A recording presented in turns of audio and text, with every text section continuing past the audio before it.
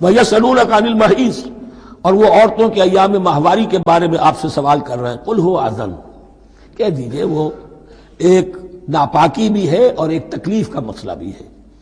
فَاعْتَزِلُوا النِّسَاءَ فِي الْمَحِيضِ، تو حیض کی حالت میں اگر تمہاری بیویاں ہوں تو ان سے علیحدہ رہو، مقاربت نہ کرو. وَلَا تَقْرَبُوهُنَّ حَتَّى يَطْهُرْنَ، اور ان سے مقاربت نہ کرو یہاں تک کہ وہ پاک ہو جائیں. فَإِذَا تَطَهَّرْنَ، اور جب وہ خوب پاک ہو جائیں، فَأْتُوهُنَّ مِنْ حَيْثُ أَمَرَكُمُ اللَّهُ، تو اب ان کی طرف جاؤ، جو بھی تمہیں تعلق قائم کرنا ہے کرو، جہاں سے کہ تمہارے رب نے تمہیں حکم دیا، اللہ نے حکم دیا ہے. یہ اللہ کا حکم کیا ہے؟ یہ ہے امر طبیعی، ہر انسان جانتا ہے، ہر حیوان کو معلوم ہے، وہ طبیعی شے ہے. لیکن یہ کہ اب عورتوں کے ساتھ بھی اگر انسان جو ہے وہ لواطت کا فعل شروع کر دے قوم عمل لوط، تو ظاہر بات ہے کہ عمل قوم لوط تو وہ چیز جو ہے غلط ہے، وہ حرام ہے.